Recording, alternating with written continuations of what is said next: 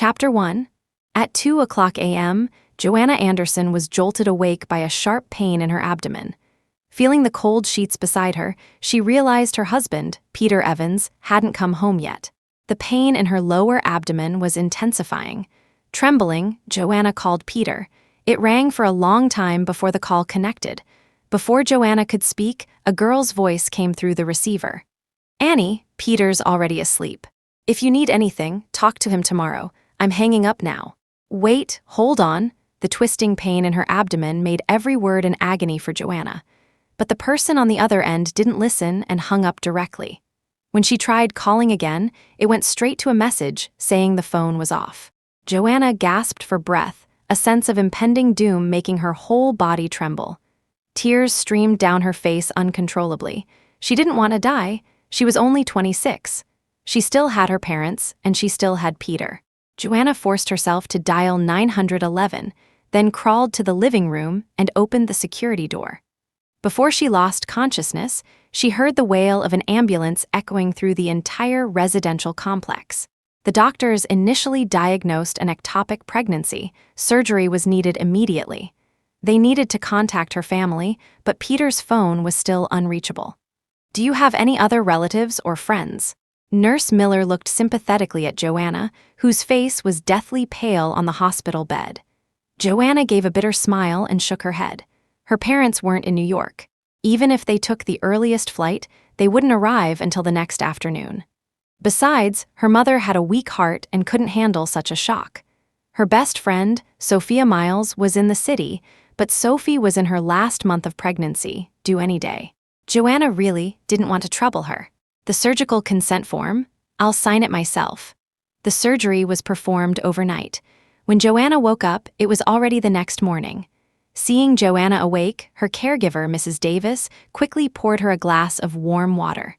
"Miss Anderson, you're finally awake. You have no idea how much danger you were in. The doctor said the location of your ectopic pregnancy was particularly bad. If you'd had the surgery any later, you might not have made it." Joanna touched her lower abdomen, feeling a mix of regret and sadness. She and Peter had been trying to conceive for 2 years. They had finally gotten pregnant, only for it to be an ectopic pregnancy. Joanna clutched her phone, tears flowing uncontrollably. A whole night had passed, and Peter hadn't called, not even a single text message. The baby was gone. The baby's father should know. Joanna dialed Peter's number. This time, Peter himself answered. "Honey, Joanna, I know I've been neglecting you lately, but I'm really tired. Aunt Alina had a rejection episode yesterday. Her condition is very poor. And there's nothing going on between me and Liv. She's like a sister to me. She's no threat to your position as Mrs. Evans. Can you please stop making a scene?" Peter's voice was exceptionally impatient. Joanna, holding the phone, was momentarily speechless. After a few seconds of silence, Peter spoke again. "Are you going to say something? Joanna, I had an ectopic." Joanna hadn't finished speaking when Livia Vance's anxious, tearful voice came from the other end of the line. "Peter, come quick, look at my mom. I have to go." The call disconnected. Joanna stared at the ceiling, her already red-rimmed eyes once again soaked with tears. 8 years. She and Peter had been together for 8 years. In those 8 years, they'd survived senior year of high school, survived 4 years of a long-distance relationship in college, and finally tied the knot 2 years ago. They had promised to work together to welcome a baby into their lives. But now, his childhood sweetheart, the girl next door, had only been back for 3 months, and Joanna had become a hysterical, possessive nag in his eyes. Joanna laughed. She covered her eyes, laughing and crying at the same time. Chapter 2. Joanna knew what Livia Vance and her mother meant to Peter. When Peter was young, his parents were busy with work and often worked overtime, so he would eat at the home of their neighbor, Aunt Alina. Aunt Alina was a single mother, raising Livia on her own. Growing up, Peter and Livia were always seen by others as a golden couple. Everyone thought they were destined to go from childhood sweethearts to marriage. In Peter's senior year of high school, Livia left the country with her mother and was gone for 8 years. It wasn't until 3 months ago that Livia returned with her mother, who had pancreatic cancer, and found Peter. It was also from the moment they returned that Peter started staying out frequently. When asked, he was always at the hospital. Because Joanna knew about the relationship between Peter and Livia and her mother, she never complained. She always believed their relationship was very stable and wouldn't crack just because his childhood flame had returned. Initially, Joanna even proactively helped contact specialists, but gradually, her involvement seemed to make both Peter and Livia unhappy.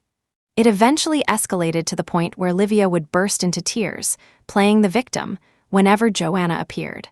Later, Peter told Joanna not to come to the hospital anymore. Joanna didn't know what she had done wrong.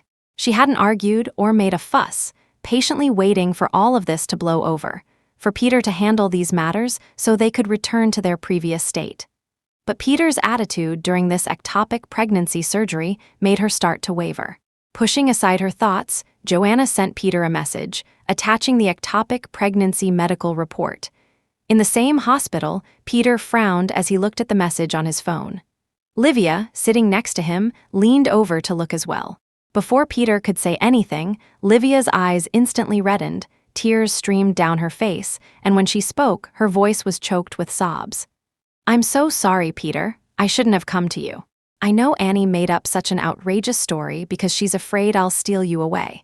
It's my mom and I who have ruined your relationship with Annie. I'm sorry."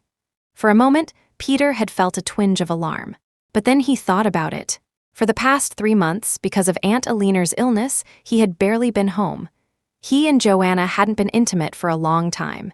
He also knew Joanna. She would never cheat on him. So this could only be her acting out, a ploy to get his attention, to prove he still loved her. Peter tenderly stroked Livia's head, his voice exceptionally gentle. "What does this have to do with you? I've just spoiled her too much. To think she'd make up such a lie. Thank you, Peter. Without you, I really don't know what I would do." Crying, Livia threw herself into Peter's arms. Peter gently patted Livia's back, offering her his firmest reassurance. After comforting Livia for a while, Peter finally found a moment to reply to Joanna's message. "Peter, Annie, Aunt Alina doesn't have much time left. You know how much Aunt Alina took care of me when I was little. Be understanding, stop this nonsense, and don't tell such vicious lies to curse yourself and our future children. After a while, I'll definitely make it up to you." Chapter 3. Too many disappointments, and one final disappointment becomes the end of the entire story. Wiping away her tears, Joanna replied to Peter with a single word. "Okay." And in her heart, she also made a decision. 3 days later, Joanna was discharged from the hospital. During this time, Peter hadn't sent any messages, and Joanna hadn't contacted him either. "Miss Anderson, even though it was an ectopic pregnancy, it's still like a mini confinement period. When you get home, don't touch cold water, get plenty of nutrition, and rest well." Mrs. Davis, her caregiver, advised her thoughtfully. Joanna thanked her, her heart aching. "Thank you, Mrs. D. I'll take good care of myself." Saying goodbye to Mrs. Davis, Joanna walked out alone. She hadn't gone more than a few steps when she heard someone call her from behind. "Joanna Anderson?" Joanna turned around and saw her heavily pregnant best friend, Sophia Miles. "What are you doing at the hospital? Why do you look so pale?" I was pregnant." Joanna's expression was flat, as calm as ever. Sophia was about to congratulate her when she heard Joanna continue. "But it was an ectopic pregnancy. I've had the surgery. I'm being discharged today. Why didn't you tell me?" Sophia was a little angry, but then her voice softened with concern as she quickly took Joanna's hand. "Hey, where's Peter?" In the eyes of all their friends, Peter doted on his wife, normally unable to bear seeing Joanna suffer even the slightest grievance, a model husband, a real gem. Not seeing Peter now, Sophia was very surprised. "He's at the hospital with his little childhood sweetheart's mother. No time for me." "What?" Sophia had heard a little about Peter and his childhood flame, but no matter what, his own wife having an ectopic pregnancy was such a huge deal, and he wasn't there. "It's okay. It's all in the past. Why are you here alone too?" "It's my last prenatal checkup. James went to pay the bill." Sophia wanted to ask more about Joanna and Peter, but seeing Joanna's extremely pale face, she held back. The car Joanna had called was about to arrive. Sophia insisted on walking her downstairs. As soon as they stepped out of the elevator, they saw Livia Vance clinging to Peter's arm. All 4 of them froze. The next second, Peter pushed Livia's hand off his arm, but his face still darkened. Joanna Anderson, I already made it very clear in my message. Is there any point in you stalking and monitoring me like this? When did you become so unreasonable? Annie, please, just give us a break. In the bustling hospital lobby, Livia knelt before Joanna, crying pitifully, tears streaming down her face. Liv, get up, why are you kneeling to her? Peter immediately tried to pull Livia up. Peter, don't stop me, it's my mother and I who have wronged Annie. But Annie, my mom is dying. Please, be merciful, let me have Peter during this time. As she spoke, Livia looked like she was about to kowtow to Joanna.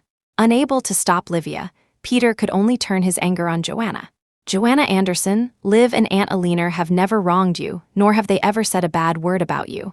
How can you do this? Where is your conscience? You truly disgust me. Chapter 4. The crowd of onlookers grew, everyone pointing and whispering about Joanna. Without a second thought, Sophia Miles stepped forward and slapped Peter across the face. Peter, have you lost your marbles? Peter had never been hit in his life. He glared at Joanna. Well, aren't you something?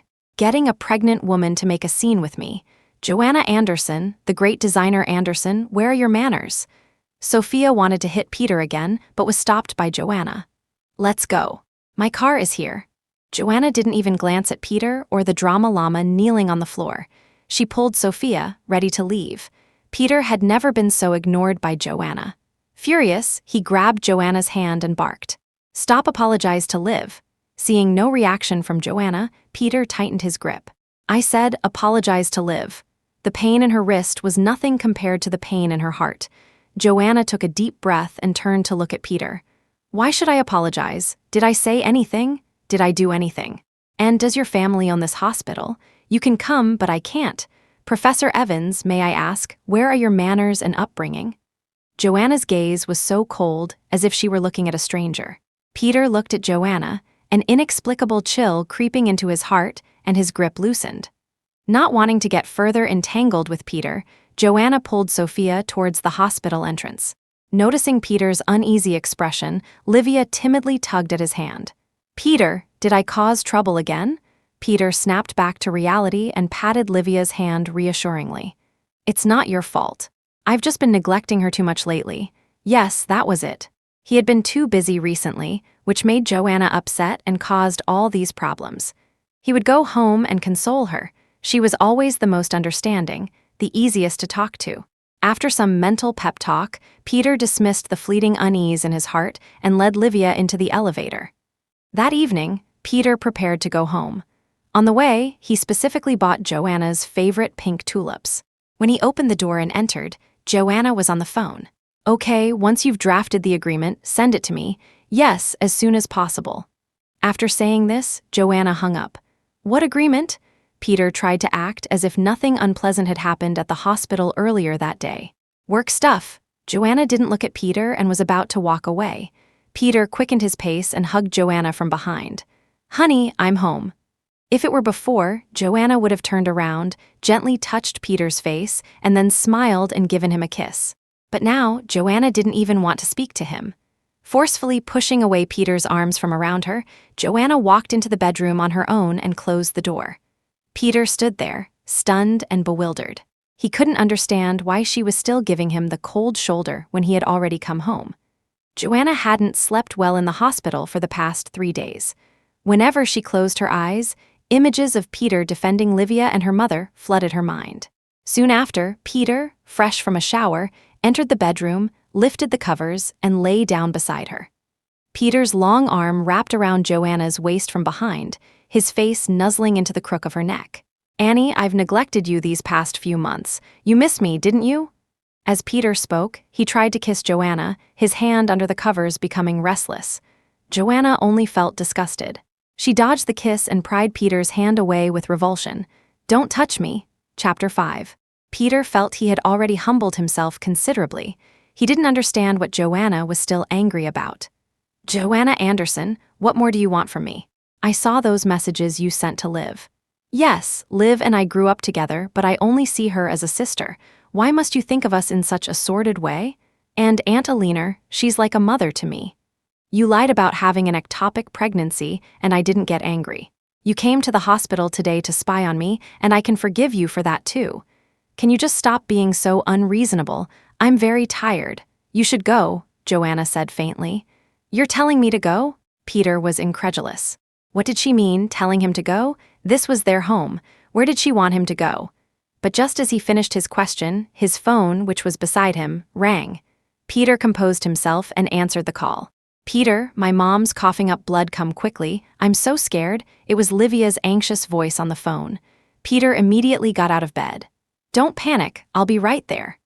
Listening to Peter quickly get dressed, and then the sound of the door opening and closing as he left, Joanna closed her eyes. At the hospital, Peter held Aunt Aliner's hand, his face full of worry. Aunt Aliner opened her clouded eyes and looked at Peter beseechingly. Peter, the only person Aunt Aliner can't rest easy about in this life is Liv. I know this is a very unreasonable request, but Aunt Aliner is begging you. Can you marry Liv and take care of her for the rest of your life? Upon hearing this, Peter froze. He could take care of Liv for a lifetime, but how could he marry Liv? Besides, he had sworn he would never abandon Joanna. Seeing Peter's troubled expression, Aunt Aliner immediately began to cough violently. Fresh blood once again stained the tissue Peter handed her. Livia cried as she tried to soothe her. Mom, Peter is already married. Don't make things difficult for him.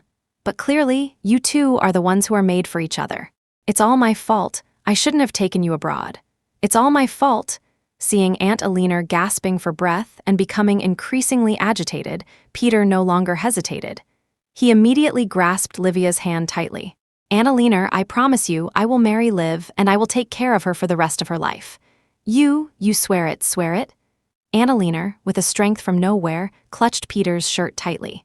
Peter had no choice but to raise 3 fingers. I swear, I will marry Livia Vance. If I break this vow, may I die a horrible death. After hearing this, a gratified smile appeared on Aunt Aliner's withered face. I don't have long to live. You must hold the wedding before I die. Perhaps from speaking too much, Aunt Aliner once again lapsed into a coma. On a bench outside the hospital, Peter was uncharacteristically smoking a cigarette. Livia approached with 2 cups of coffee and sat beside him. Peter, I know my mom's request is outrageous, but she's dying. I don't want her to leave with regrets. Don't worry, it'll be a sham marriage. I'll go explain everything clearly to Annie. No need, I'll talk to her about this. She's very kind-hearted, she won't be angry. Will she really not be angry? But she, Livia hesitated. What about her? Did she send you another message? Before Livia could answer, Peter took her phone and opened WhatsApp. Joanna Anderson. Livia Vance, you gutter snipe, why isn't your mother dead yet? Seeing this message, Peter nearly dropped the phone. He truly hadn't expected Joanna to be this malicious. She wasn't like this before. Peter, don't be angry. Annie just loves you too much. Livia was crying, her face a picture of sorrow.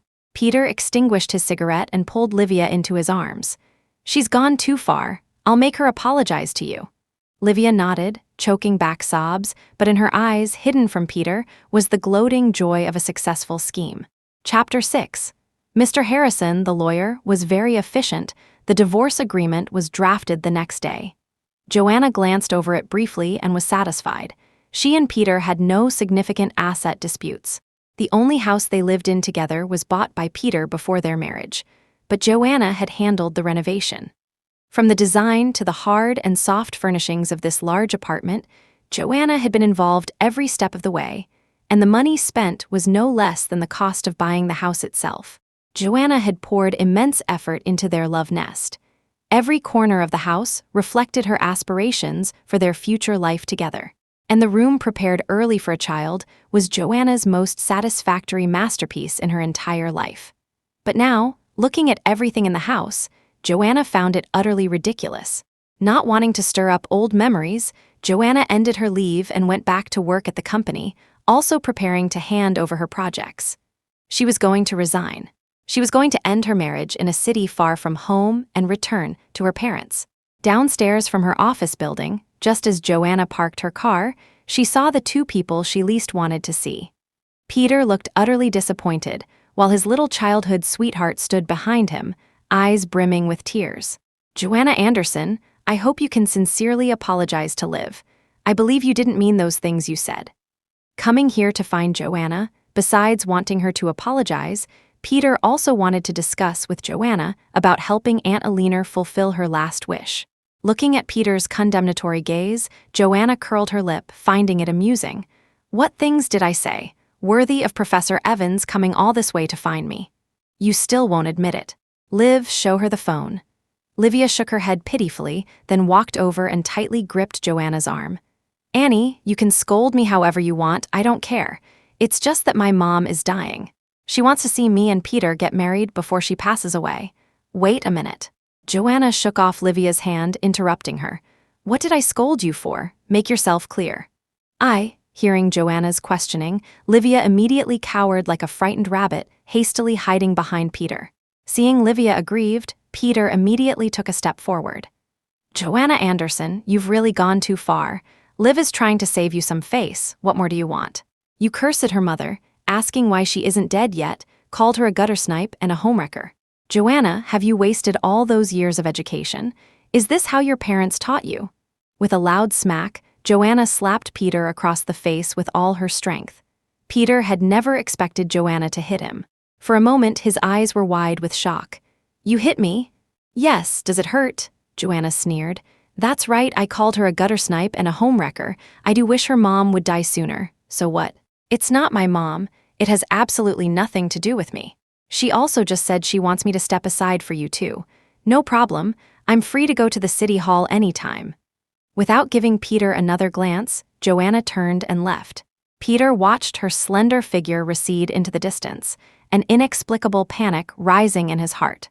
Why did she look so indifferent? Why did she agree so easily when she heard he was going to marry Livia? Was this still the Joanna who used to act coquettishly towards him every day, who used to smile at him? Livia caressed Peter's cheek, her face full of feigned heartache. "Peter, Annie loves you so much, she probably didn't mean to hit you. Those things she said were just out of anger.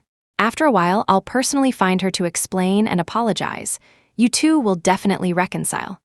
Livia's voice was warm, gradually easing Peter's tense nerves. Peter nodded, agreeing with Livia's thought. No matter what, Joanna would absolutely never divorce him. Chapter 7. Are you really sure about this? Helena Lane held Joanna's resignation letter, still feeling it was a bit of a pity. Joanna smiled and nodded. "Yes, my parents only have me, and their health isn't great. So, I've decided to go back to my hometown to develop my career." "Then, what about Professor Evans? What about his job?" Helena knew about Joanna's relationship status. 4 years of long-distance relationship in college. And after graduation, Joanna married and moved to New York for him. One could say this young couple's bond was unbreakable. Mainly, Peter was the youngest professor at NYU with a very promising future. He was unlikely to resign. "I'm getting a divorce." "A divorce?" Seeing Helena's shocked expression, Joanna smiled faintly. "Yes, the process is underway." Joanna had a calm and magnanimous nature. She seemed easygoing, but she had her own strong will. If she decided on something, she probably wouldn't turn back. "All right, then I wish you a bright future." Helena didn't try to persuade her further and signed the resignation letter. Joanna spent the entire day handing over her work. In the evening, the divorce agreement was couriered to the office. After carefully reading all the clauses, Joanna signed it decisively. That evening, Boss Lane invited everyone for dinner as a farewell for Joanna. After dinner, someone suggested going to a karaoke bar, and Joanna didn't refuse, joining them.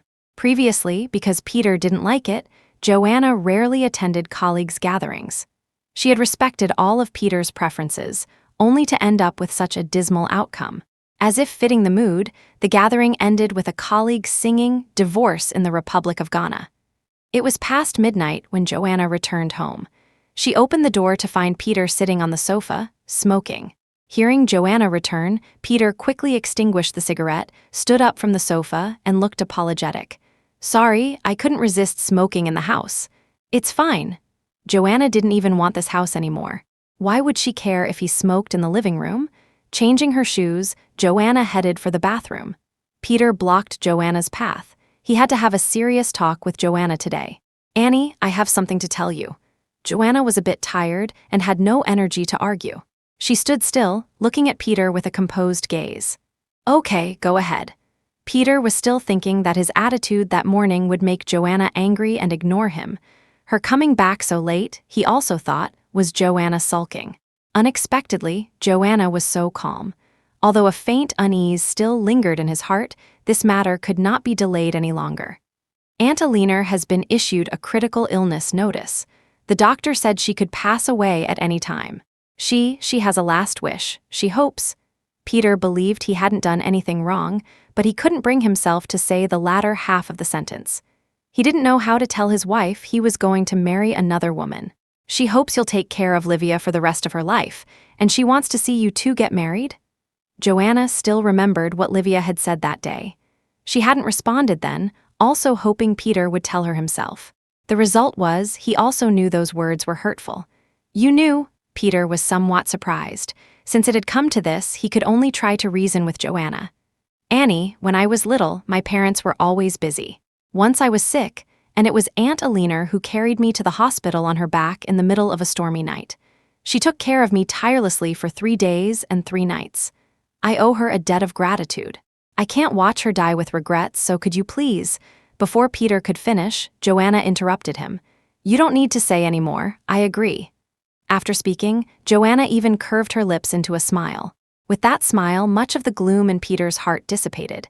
He happily pulled Joanna into his arms, hugging her tightly. I knew you would understand me. My Annie, you're the most sensible. Oh, by the way, Annie, my marriage with Liv is just a sham, just a ceremony. I won't invite too many friends, but if anyone gossips, I still hope you can help me explain. Chapter 8. For the next 3 days, Peter didn't come back. Joanna packed her belongings and couriered them all to her mother's house. After much hesitation, Joanna finally called her mother. Mom, I'll be back in a few days. Oh, are you on vacation? Is Peter coming with you? On the other end of the line, Sarah Anderson sounded very happy. Annie dear, how are your efforts to conceive going? You need to eat well. A healthy body makes for a healthy embryo. Also, you have to tell Peter, no smoking or drinking and no staying up late. You have no idea, Mrs. Zimmerman downstairs boasts about her granddaughter every day, saying how beautiful she is. HMPH, my daughter is so pretty, and my son-in-law is so handsome. When my daughter has a baby, it will definitely be cuter than their child. Every time they called, her mother had so much to say to Joanna. But this time, listening to her mother's loving chatter and advice, Joanna's eyes reddened. Seemingly hearing her daughter's sniffles, Sarah's tone suddenly changed. Annie, what's wrong? Are you crying? What happened? Joanna wiped away a tear and told the truth. Mom, I'm planning to divorce Peter. Upon hearing this, there was a long silence on the other end of the line. After a good while, her mother's gentle voice sounded again. Then come home. Mom recently bought a new set of bedding. You'll definitely like the pattern. Okay. Joanna felt herself on the verge of breaking down. She said she had something else to do and hung up. Leaning back on the sofa, Joanna looked at the wedding photo of her and Peter on the wall, her eyes filled with cold tears. See, Peter, even without you, there are still people in this world who love her unconditionally. A chime from her phone pulled Joanna back from her thoughts. It was a WhatsApp message. Joanna opened it to see a photo sent by Livia Vance. The photo was of Livia and Peter in traditional wedding attire. Livia wore a golden, ornate traditional wedding robe, leaning sweetly against Peter. Peter also wore a matching robe, exuding a refined, scholarly air. Joanna looked up again at her wedding photo with Peter, feeling only that the 8-year relationship she had cultivated was a colossal joke. When they got married, Joanna had also suggested taking a set of photos in traditional wedding attire, but Peter had disagreed. He said traditional styles were too fussy, and he wasn't suited to wearing such robes. Yet now, not only did he wear them, but he also posed generously for photos. Indeed, this was the difference between caring and not caring. Another chime. Livia had sent another message. Livia, Annie, Peter and I are getting married tomorrow. I originally wanted to invite you, but my mom isn't feeling well, and she doesn't want to see you. Please don't come tomorrow. After it's over, Peter and I will treat you to dinner. Such a clumsy display of gloating and provocation. Joanna replied with a cold smile and 3 words, Congratulations. After sending it, Joanna blocked Livia. Then, she called a demolition company she had worked with before. Everything in this house was her love and hard work. Since she was leaving, there was no need for these things to remain here. The next day, at the wedding venue, the guests attending the wedding were all Livia's relatives and friends. Peter kept searching for Joanna, but from the beginning of the ceremony to the end, he didn't see her. After taking Aunt Alina back to the hospital in the evening, Peter wanted to go home. Livia also wanted to go with him, saying she wanted to thank Joanna in person. Peter had no reason to refuse. He believed he and Liv were innocent and had nothing to hide. But the moment Peter opened the door to their home, he was struck as if by lightning. All the furnishings in the large house were gone. The walls and floors were restored to a lifeless concrete gray. Apart from a few large boxes in the center of the living room containing Peter's personal belongings, nothing remained of the home he and Joanna had shared. Under Livia's shocked gaze, Peter walked to the large boxes and, with a trembling hand, picked up the document folder lying on top. Opening it, he found the divorce agreement signed by Joanna, along with her medical records for the ectopic pregnancy surgery. Chapter 9, Peter flipped through the medical records page by page, admitted to emergency in a state of shock. Unable to contact family, patient signed surgical consent form herself. Surgery lasted 3 hours. Peter recognized every word, yet he found it exceptionally difficult to read. He read it over and over several times, then, as if his hand had been burned, he placed the thick medical file back where it was. This isn't real. It's not. It's not real. Joanna is lying to me. How could I not know about something as major as her ectopic pregnancy surgery? She's just throwing a tantrum. She loves me so much. She would never divorce me. Peter didn't believe it. He thought everything before him was a nightmare, an illusion. He wanted to sleep, and when he woke up, everything would be back to normal. But he walked through the house. There was no bed, not even a chair. Why is it like this? Why? Liv, tell me, none of this is real.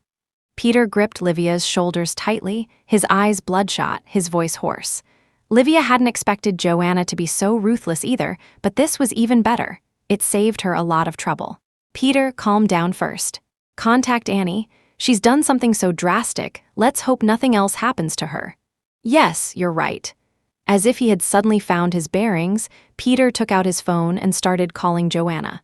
Sorry, the number you have dialed is temporarily unavailable. Peter tried several times, but Joanna's phone remained unreachable. Peter then sent Joanna a voice message on WhatsApp. The results showed that he had been blocked by Joanna.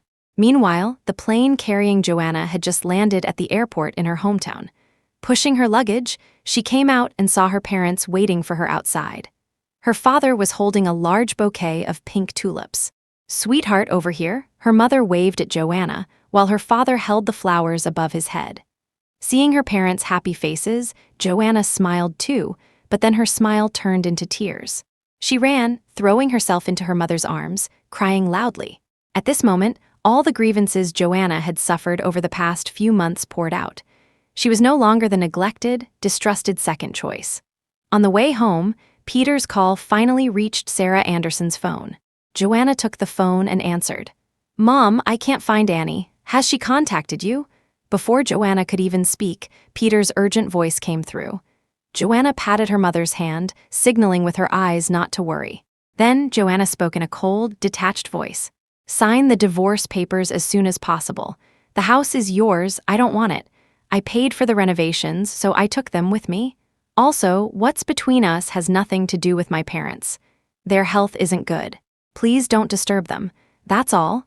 Wait, Joanna Anderson, don't hang up. Let me finish. Since things had come to this, Joanna was actually curious to hear what Peter had to say. After a long pause to gather his thoughts, Peter spoke, word by word. Joanna Anderson, divorce is not a small matter. You can't be so rash. And divorce isn't something you can decide on your own. We've been together for 8 years. I always thought you were emotionally stable, never one to throw tantrums. But this time, why did you act like a crackpot and trash our home? Is it because I had a sham marriage with Liv? I've already explained it very clearly to you. I did it to repay Aunt Alina's kindness. Why are you being so petty and unable to understand me even a little? Also, we haven't been together once in the last 3 months. It's impossible for you to have an ectopic pregnancy. If that medical report is real, then you cheated on me. Chapter 10. The moment Peter said those words, he regretted them, but he was truly furious. He couldn't understand anything Joanna had done. "Speak, argue with me. I have nothing to say. Think whatever you want. Just as I said, sign the agreement as soon as possible. I'll be there to finalize the divorce when the time comes." With that, Joanna hung up the phone. When Peter called again, it was unreachable. Standing in the empty, bare-bones apartment, Peter's heart felt empty too. He loved Joanna so much, yet all she had left him was a name on a divorce agreement. Peter tore the divorce agreement to shreds. Without looking at Livia, he walked out of what was once their home. Livia stood there, looking around. She had actually quite liked the original decor of this house. It was a pity it was all destroyed. But out with the old, in with the new. Once she and Peter got their marriage certificate, she would redecorate this house, making it even more beautiful than before. After dinner out, Joanna and her parents returned home. She had been away from home for so many years, but her room hadn't changed at all. The new set of pink bedding, smelling faintly of fabric softener, was clearly her mother's taste. David and Sarah Anderson knew their daughter must have been deeply wronged to want a divorce from Peter. Although they wanted to know what had happened, Joanna didn't bring it up, so they refrained from asking. Caressing Joanna's face, Sarah's eyes were full of heartache. "Why have you lost so much weight? You look so pale too. Tomorrow, I'll have your dad make you some chicken soup." "Okay, whatever Dad makes, I'll eat." Joanna playfully linked her arm through her father's. David Anderson smiled dotingly. "You got it, Dad. We'll go to the morning market tomorrow to buy a black-boned chicken and make my precious daughter some chicken soup with red dates." The family of three chatted and laughed until midnight before they all went to their rooms to sleep. Lying in her long mist bed, Joanna felt exceptionally at ease. Yet whenever she thought of Peter, a dull ache still tightened her chest. Tossing and turning for a long time, Joanna got out of bed and took an old photo album from the bookshelf.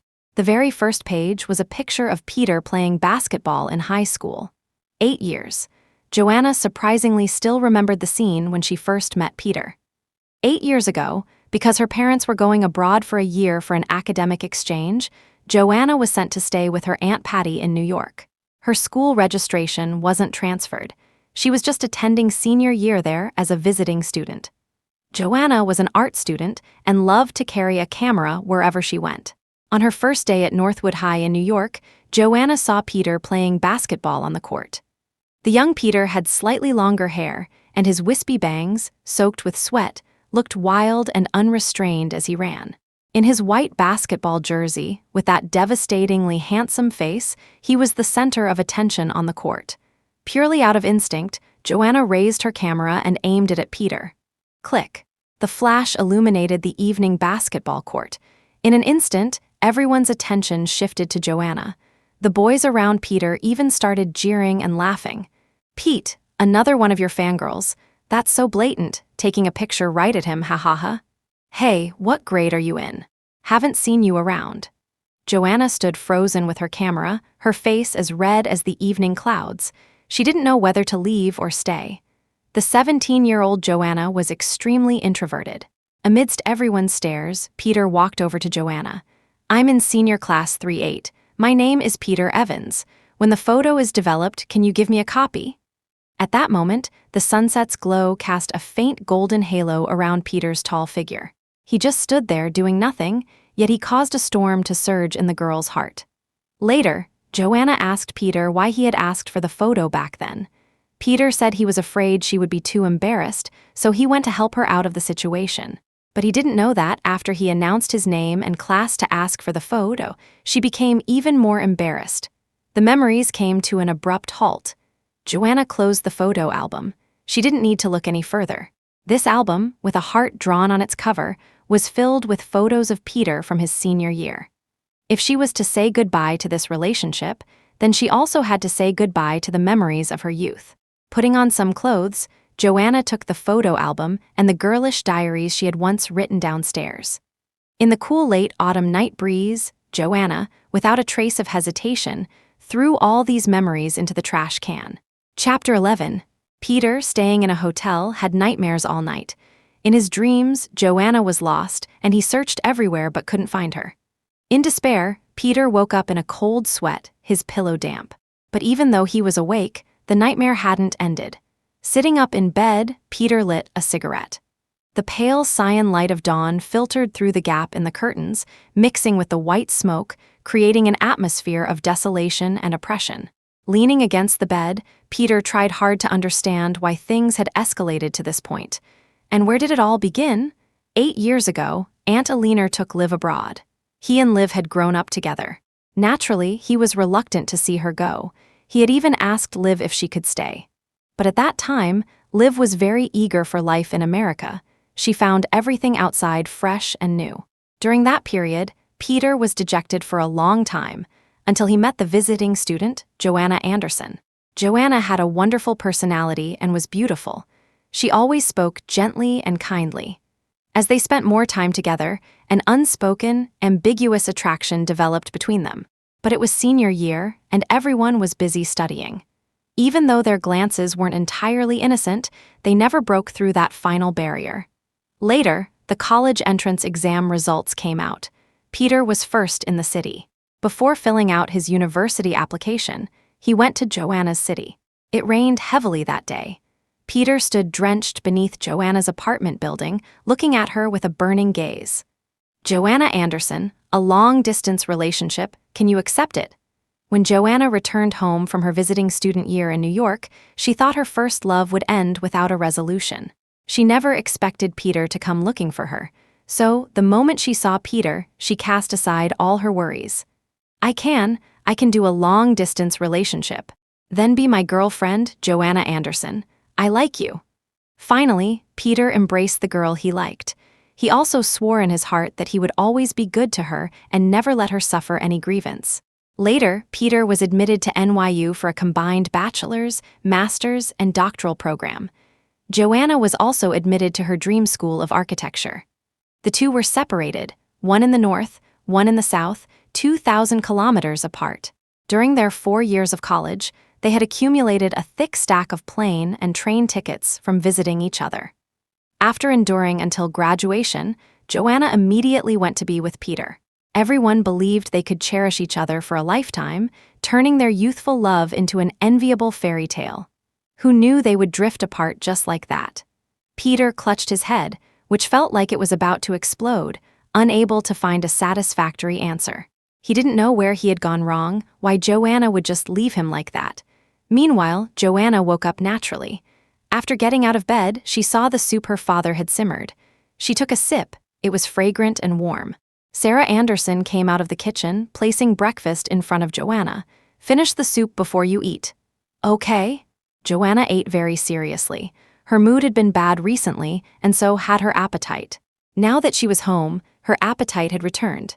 Only after Joanna finished eating did Sarah cautiously ask, Annie, dear, what exactly happened between you and Peter? Are you really set on divorcing him? Sarah knew how hard Joanna's relationship with Peter had been. How could one so easily let go of someone once held so dear? Joanna had finished eating by then. She put down her chopsticks and looked at her mother with a very serious gaze.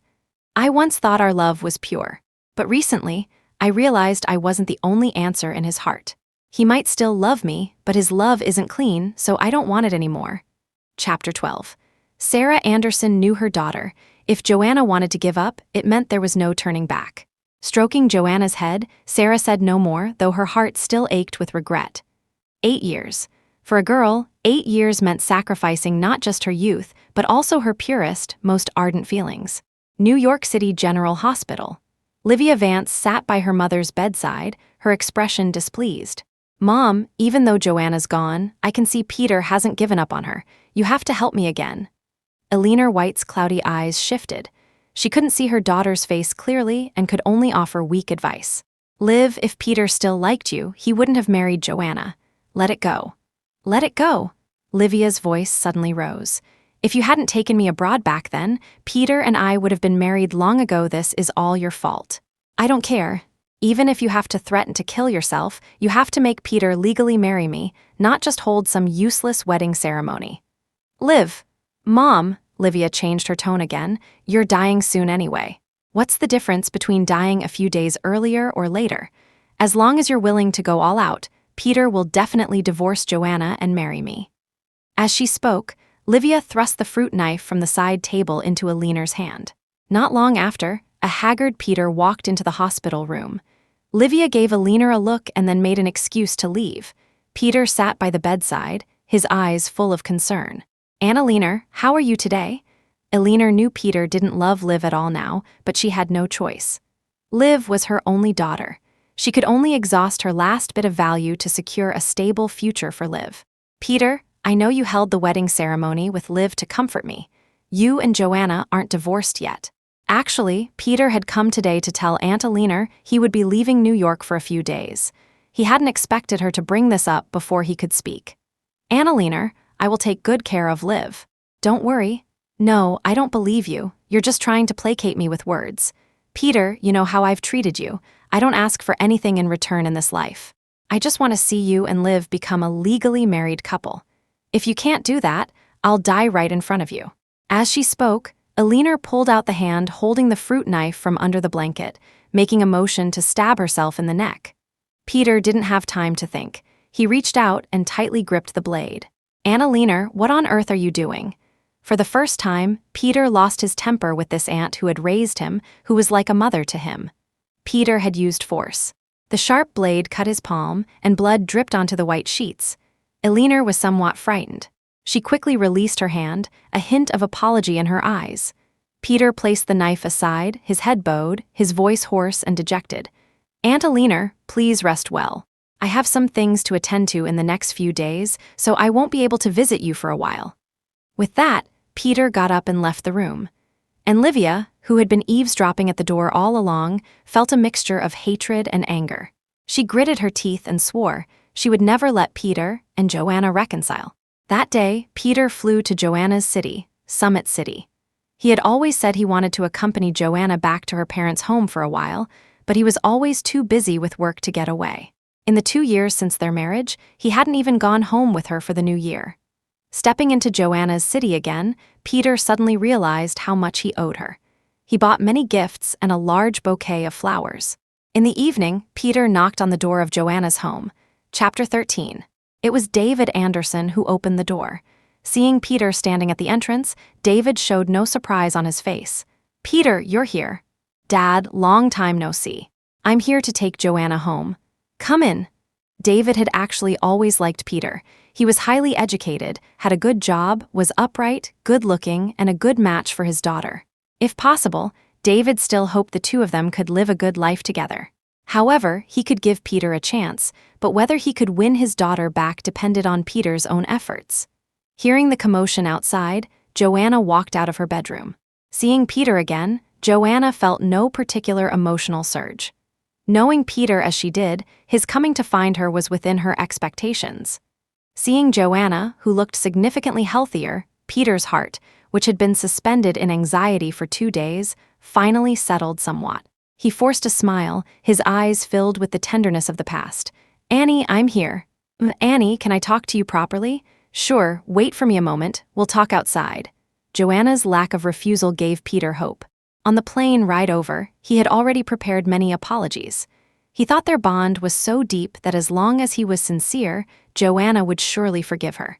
Saying goodbye to David, Joanna and Peter walked out of the house. Joanna's home was in the north. In late autumn, the streets were covered with yellow leaves blown down by the wind. They walked shoulder to shoulder, neither speaking first. It wasn't until they reached a square near their residential area that they sat down together on a bench, watching the lively scene not far away. "Do you still remember this place?" Joanna spoke first. "I remember." Of course, Peter remembered. During the spring festival of their freshman year in college, Peter missed Joanna so much that he flew to her side on New Year's Eve. Due to flight issues, it was already the new year when he landed. That time, they had set off fireworks together in this very square and vowed under the fireworks that they would spend every future year together. Recalling it now, Joanna was still moved by the passionate love of her youth. "Annie, I'm sorry. Those things I said to you were out of anger. My actions didn't consider your feelings, it was my fault. We've been together for so many years, I don't want others to affect our relationship. Our home was trashed, but we can renovate it again, or we can get a new place. Didn't you always like houses with little courtyards? I've already found one, and I was thinking of giving it to you as a gift on our wedding anniversary." The more Peter spoke, the more choked up his voice became. He truly wanted to salvage this unforgettable relationship. Hearing these words, it would be a lie to say Joanna's heart wasn't moved at all. Peter was the person she had liked since she was 17, when she was still ignorant and naive about love. But a vase, once cracked, even if it's exquisite, is no longer the flawless original. Joanna smiled, her gaze frank. "Peter, I don't regret loving you. On the contrary, I feel that the time we spent together was the most beautiful part of my life. But I don't want to be treated as an answer to a multiple-choice question anymore." As if knowing what Joanna was about to say, Peter abruptly stood up. "They're selling cotton candy over there. You wait here obediently, I'll go buy you one." Without waiting for Joanna to refuse, Peter strode towards the distance. Joanna watched his tall figure, her heart filled with sorrow. How hard it was to break up with a loved one. If she hadn't accumulated enough disappointment, they wouldn't have reached this point today. Even now, she wouldn't turn back. It was just that the bond of knowing and loving each other since youth still made her feel a little regretful. A long time passed. The people around grew fewer and fewer until everyone had left, but Peter still hadn't returned. Joanna looked at the empty square and laughed out loud. What was there to regret? In the end, she was still the answer that wouldn't be chosen. Wiping away her tears, Joanna got up and went home. Chapter 14. Peter was buying cotton candy for Joanna when he received the call. On the other end, Livia was sobbing uncontrollably, barely able to speak. Just moments ago, at the hospital, Aunt Alina had committed suicide. Peter stood there holding the cotton candy, utterly lost. Was he supposed to run over to Joanna and tell her he had to rush back to New York immediately to arrange Aunt Alina's funeral? And, if he hadn't come to find Joanna today, if he had stayed at the hospital, would Aunt Alina not have chosen such a tragic way to end her life? Conflicting emotions tore at Peter's heart. He gave the cotton candy to a child nearby, took one last look at Joanna still sitting there, and turned to leave. He didn't know how to explain to Joanna, nor how to face himself. He returned to New York overnight. Alina White's body was still in the hospital morgue. Livia, her eyes red and swollen, looked at Peter. Why? Why couldn't you just lie to her? Why did you have to provoke her? She only had a few days left, you knew that. Her accusations rendered Peter speechless. Self-blame, like a cold, giant hand, squeezed his heart, making it difficult for him to breathe. "This is the letter Mom wrote to you. She died with her eyes open, unable to rest in peace." Livia thrust a crumpled piece of paper into Peter's hand, then her body went limp, and she fainted. Peter didn't know how he got through the 3 days of the wake. He never dared to read the letter Aunt Alina had left for him. After settling Livia, Peter returned alone to the dark, empty house and curled up on the newly bought mattress. He missed Joanna terribly. He wanted Joanna to comfort him, but she had blocked all his contact methods. Now, looking at the empty room, Peter finally understood why Joanna had demolished all the furnishings. She wanted to completely disappear from his world. What made him despair even more was that he rarely took photos of Joanna with his own phone. He searched through his phone for a long time, but couldn't find a single clear photo of Joanna's face. Fortunately, the home security camera system was logged into his account. It should have saved videos from the last 3 months. Like grasping at a lifeline, Peter opened the platform and clicked on the first video. The date was June 11th, Joanna's birthday. The home in the video still looked warm and inviting. Joanna had happily prepared a table full of food. Peter usually got off work and came home at 7 o'clock p.m., so Joanna had set out the red wine and cake before 7 o'clock. Joanna hadn't gone out to celebrate her birthday for many years. They always celebrated their birthdays at home, just the two of them. Partly because Peter was busy with work, and partly because Peter, as he got older, disliked crowds. Peter always said that for a couple, a simple, quiet life was good. Joanna, with her calm disposition, also thought Peter's idea was fine. In the video, time ticked by, but the person who was supposed to be home by 7 never returned. Worried, Joanna called Peter, but he didn't answer. Why didn't I answer the phone? Why didn't I answer? Peter asked himself, racking his brain for a long time before he remembered. That day was when Aunt Alina and Livia returned from America. He was at the airport picking them up. His phone was on silent. The joy of reuniting with his childhood flame after a long separation made him forget that it was his wife's birthday, the birthday of the woman he loved most. Chapter 15, from 7 p.m. until midnight, the food on the table grew cold, and the specially ordered birthday cake's frosting had melted.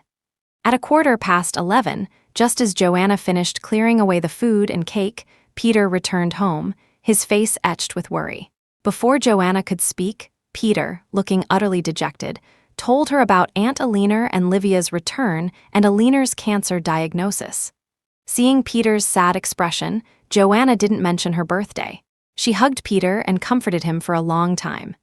Actually, on Joanna's birthday, Peter had deliberately left school 2 hours early. He had bought flowers and picked up a diamond bracelet he had custom ordered long ago. But when he received Livia's call, he abandoned everything he was supposed to do. He joyfully rushed to the airport, giving the flowers and the gift to Livia, whom he hadn't seen in 8 years. Looking back now, Peter felt he must have been insane at the time. Watching more videos, it was almost only Joanna's shadow in the house. On July 8th, Peter did go home. He went back because Joanna wasn't feeling well and had called him several times. However, just as he arrived home, he received a message from Livia, saying her mother wasn't doing well and kept crying. Peter only poured Joanna a glass of hot water, barely exchanging a few words with her before leaving again. Joanna, unable to sleep due to stomach pain, had a delivery driver bring her a box of stomach medicine around 3:00 a.m. Watching the footage of Joanna crying on the bed, Peter slapped himself hard across the face. He truly deserved to die. The woman he had sworn to cherish, he had treated her so abominably. Perhaps to punish himself, Peter watched, sleeplessly, the footage of Joanna alone at home. Those nights of thunderstorms and heavy rain, those nights when she was unwell during her period. All those nights he should have been by her side, he was absent. He desperately searched for evidence that he hadn't actually neglected Joanna, but what he found was footage of him coming home drunk a month and a half ago. That day, the doctor had told him Aunt Alina's condition was beyond treatment, that she was just waiting to die. Grief-stricken, he had drunk himself into a stupor. He returned home and cried in Joanna's arms like a child. Seemingly seeking comfort, Peter had been intimate with Joanna that night. But when he sobered up the next day, he remembered nothing. Seeing this, Peter remembered the medical report for the ectopic pregnancy surgery. He checked the date and then found the footage from that night on the cloud platform. At 2:00 a.m., Joanna was awakened by pain, her body drenched in sweat as she called him. And the one who answered the phone was Livia. "Annie, Peter's already asleep. If you need anything, talk to him tomorrow. I'm hanging up now." Peter remembered that night. Aunt Alina had been unwell and restless until midnight. Around 2:00 a.m., he was in the bathroom of her hospital room, taking a shower. He never imagined Livia would answer his phone and say such things to Joanna. Looking at the video again, Joanna, enduring the pain, called 911. She then crawled from the bedroom to the living room and, with her last ounce of strength, opened the security door. So, Joanna's ectopic pregnancy surgery was real, and that medical report was real too. Her ectopic pregnancy was so dangerous, and Peter, her husband, hadn't shown up at all. Not only did he not show up, but he had also sent her that message accusing her of making a fuss.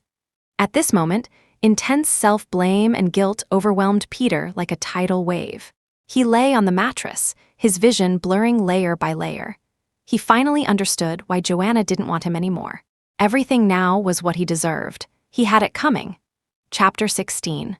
A month later, Joanna Anderson's independent interior design studio opened for business. Thanks to her reputation, business poured in as soon as it opened. The busy work seemed to have diluted the emotional wounds in her heart, but as long as the divorce wasn't finalized, she hadn't truly gained her freedom. This afternoon, a young man walked into the studio. He was over 6 feet tall, with handsome features, a neat short haircut, and a black windbreaker. They say a black windbreaker is like cosmetic surgery for men. A handsome man in a windbreaker was even more pleasing to the eye. The newly hired young receptionist, Daisy Miller, stared, her eyes wide. Joanna also found herself staring at him for a long time. However, Joanna wasn't smitten. She just found this handsome man very familiar, though she couldn't recall where she had seen him. "Designer Anderson? Ah, yes, that's me." Joanna, realizing her impoliteness, smiled awkwardly and nodded. Daisy, 2 coffees, please. Joanna invited the man to sit in the client area. Before the coffee arrived, the man began to introduce himself directly. Designer Anderson, hello, my name is Lucas Baxter. My zodiac sign is Ox. I'm 27 this year, and I'm in the real estate business. His words once again ignited Joanna's embarrassment. Recently, her Aunt Carol had been constantly talking about introducing Joanna to potential dates, wanting her to go on blind dates. Her divorce wasn't even finalized yet. How could she go on blind dates? This Lucas Baxter, could he be the blind date Aunt Carol had arranged for her? Mr. Baxter, are you perhaps not fully aware of my situation? I haven't divorced. The word divorced remained unspoken as Lucas pulled a floor plan from his pocket and placed it in front of Joanna. You haven't what? Haven't resigned from Lane Home Designs, but haven't you already started your own studio? Joanna laughed, realizing her mistake. He was here to hire her for a design project. Thankfully, she hadn't finished her sentence. Nothing. Mr. Baxter, this house of yours? Smoothing things over, Joanna picked up the floor plan. After just a couple of glances, the smile on Joanna's face gradually faded, replaced by shock and disbelief. When Joanna was in her sophomore year of high school, she had participated in an internal school design competition. The competition had no specific category. Participants could design anything. Most entries were robots or art pieces. Only Joanna had designed a floor plan for a 3-story garden villa. The title of her work was My Future Home. Of course, among those exquisite and sophisticated works, her design seemed so ordinary, and naturally, she didn't win any awards. However, all entries were exhibited. She was even ridiculed by many at the time. After all, not everyone could afford to live in a 3-story garden villa. Although a long time had passed, Joanna still remembered that work. Now, the floor plan in her hand bore a striking resemblance in many places to the design she had made when she was 16. The few differences actually made it even more rational than her original design. This house, is it already built? Joanna didn't know why her design from 7 or 8 years ago would be used by someone, but right now, she just wanted to see it in person, to see what it felt like for a dream to become reality. Yes, it's a completed property. Lucas Baxter smiled, answering her question. Joanna looked down again at the cover of the floor plan. Quality garden villa, high-end completed property. Your dream home evening breeze estates half an hour later. Joanna stepped out of Lucas Baxter's silver-gray Cullinan. She looked at the 3-story garden villa in front of her, still feeling as if she were in a dream. Chapter 17. It's beautiful. My taste isn't bad, right? Lucas Baxter kept a smile on his face. He opened the main gate and gestured for her to enter. Mr. Baxter, are you planning to live in this house yourself? Yes, this is my marital home. Wow, then your wife is very lucky. She's not my wife yet, but she should be soon. At this, Lucas looked a little embarrassed, the tips of his ears turning pink. Joanna looked at Lucas's shy expression and smiled too. Although it was a bare-bones house, with nothing in it yet, in the eyes of an interior designer, this house was a treasure. Mr. Baxter, do you have any ideas for the renovation? It's up to you, I'm fine with anything. Up to me. Joanna asked, puzzled. Lucas looked down at Joanna, a smile in his eyes. You're the designer, not me. Shouldn't it be up to you? That's not what I meant. I mean, what style do you like? For example, traditional Chinese, neo-Chinese, Nordic, American. I have no preference. The designer decides. Actually, many clients don't have their own opinions when it comes to renovations. However, there was another issue now that Joanna needed to confirm again. So, Mr. Baxter, are you sure you want to entrust this design job to me? Of course, I'm sure. Do you want to sign the contract now? That's not necessary. Joanna had never met such an easygoing client before. Taking photos, scanning, by the time Joanna finished her work, the sky had darkened. Originally, Joanna planned to take a taxi home, but Lucas insisted on driving her, so she had no choice but to get back into that exceptionally stylish car. She sat in the front passenger seat again because the back seat was piled with several boxes of wine, leaving no room for anyone. On the way back, Joanna kept looking out the window. Summit City in early winter had a stark beauty. Although she didn't know when it would snow, the anticipation of the first snow was also delightful. Lucas, beside her, drove steadily, occasionally glancing at Joanna. Feeling the atmosphere in the car was a bit dull, Joanna started to make conversation. After all, the person next to her was her client, and as long as she successfully signed the contract for the Evening Breeze Estates house, she would meet her KPI for the next 6 months. Mr. Baxter, you know I used to work at Lane Home Designs.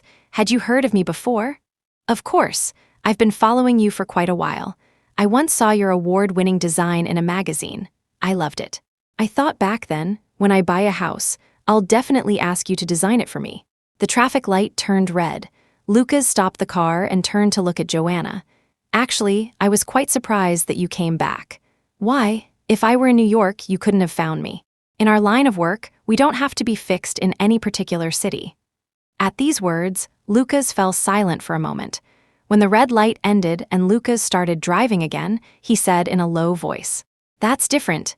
The atmosphere felt a bit off, but Joanna couldn't quite pinpoint what was wrong. She wanted to say something more, but Lucas spoke first. "I see a ring mark on your right ring finger. Where's the ring? Why aren't you wearing it?" This out-of-the-blue question caught Joanna somewhat off guard. She looked down at her finger. Indeed, because she had removed the ring she had worn for many years, there was a faint white mark on her slender finger. In this day and age, divorce wasn't a big deal. There was no need to hide it. "I'm getting a divorce, so I took it off." "So, you're not divorced yet?